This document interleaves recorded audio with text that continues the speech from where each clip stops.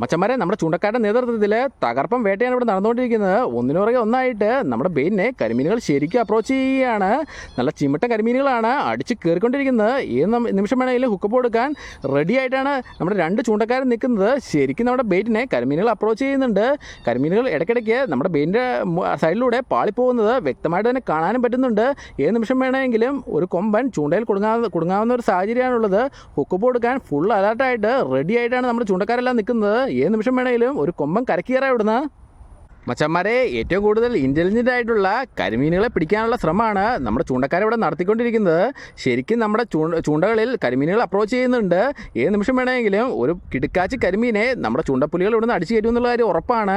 അതുപോലെ നമ്മുടെ ബെയിറ്റിനെ അവർ വന്ന് അപ്രോച്ച് ചെയ്യുന്നുണ്ട്. 12 കൂട്ടം ഐറ്റംസ് ചേർത്ത നല്ല തീപ്പൊരു ബെയിറ്റാണ് നമ്മുടെ ചൂണ്ടക്കാരിവിടെ പ്രയോഗിച്ചുകൊണ്ടിരിക്കുന്നത്. അതുകൊണ്ട് തന്നെ ഏത് നിമിഷം വേണമെങ്കിലും ഒരു പൊളപ്പം കരിമീൻ്റെ അടി നമ്മുടെ ചൂണ്ടകൾ പ്രതീക്ഷിക്കാം ഇവിടുന്ന്.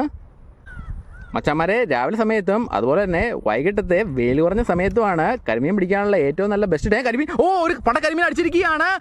ഒന്നും പറയാല്ല, പൊളി കരിമീൻ. നമ്മുടെ ശരവൻ ചേട്ടൻ അവനെ വിട്ടുകൊടുത്തില്ല. ഒട്ടും വിട്ടുകൊടുക്കാതെ തന്നെ അടിച്ച് കരയിൽ കയറ്റി. അവൻ പോളോട് അടിച്ച് കുത്തി കളഞ്ഞു. എങ്കിലും ശരവൻ ചേട്ടൻ ഒരു ഇഞ്ച് പോലും വിട്ടുകൊടുക്കാതെ അവനെ അടിച്ച് കരയിൽ കയറ്റിയിരിക്കുകയാണ്. മാരക കരിമീൻ പിടുത്താണ് നമ്മുടെ ചൂണ്ടക്കാരുടെ ഭാഗം ഇവിടെ നടന്നുകൊണ്ടിരിക്കുന്നത്. ഒന്നിനു പുറകെ ഒന്നായിട്ട് കയറുന്നതല്ല, നല്ല കരിമീനാണ്. അപ്പോൾ എത്രയും പെട്ടെന്ന് തന്നെ ശരവൻ ചേട്ടൻ പിടിച്ച കരിമീനെ കൊല്ലിയിലേക്ക് മാറ്റുകയാണ്. നമ്മളിവിടെ കൊല്ലി സെറ്റാക്കി കെട്ടിയിട്ടുണ്ട്. മച്ചന്മാരെ, അടുത്തടിക്ക് വേണ്ടി റിൻസെറ്റ് ചേട്ടൻ ബെയിറ്റിങ്ങിലാണ്. മീൻ വലിച്ചുകൊണ്ട് പോകുന്നുണ്ട്. ബെയിറ്റ് വെള്ളത്തിൽ വീണപ്പോൾ തന്നെ മീൻ വലിച്ചുകൊണ്ട് പോകുന്നുണ്ട്. ഏത് സമയം വേണമെങ്കിലും ഒരു മാരകടി ചൂണ്ടയെ പ്രതീക്ഷിക്കാം. അതുപോലത്തെ ഒരു തീപ്പൊരു സ്പോട്ടിലാണ് നമ്മുടെ ചൂണ്ടപ്പുലികൾ ബെയിറ്റ് ഇറക്കിയിരിക്കുന്നത്. നല്ല 12 കൂട്ടം ഐറ്റംസ് ചേർത്ത നല്ല കിണ്ണം കാച്ചിയ ബെയിറ്റാണ് നമ്മൾ പ്രിപ്പയർ ചെയ്തിരിക്കുന്നത്. ഈ ബെയിറ്റിൻ്റെ സ്മെല്ല് ഇവിടെ മൊത്തം പരന്നിട്ടുണ്ട്. അതുകൊണ്ട് തന്നെ മീനുകൾ ശരിക്കും അറ്റാക്കിങ് ചെയ്യുന്നുണ്ട്. ഏത് നിമിഷം വേണമെങ്കിലും അടുത്തടി നമ്മുടെ ചൂണ്ടക്കാരുടെ ചൂണ്ടകൾ പൊട്ടാം. ഇവിടെ നമ്മുടെ 4 ചൂണ്ടക്കാരും നല്ല തകർപ്പൻ വേട്ടയാണ് നടത്തിക്കൊണ്ടിരിക്കുന്നത്. ഒരു രക്ഷയില്ലാത്ത വേട്ടയാണ് നടത്തിക്കൊണ്ടിരിക്കുന്നത്.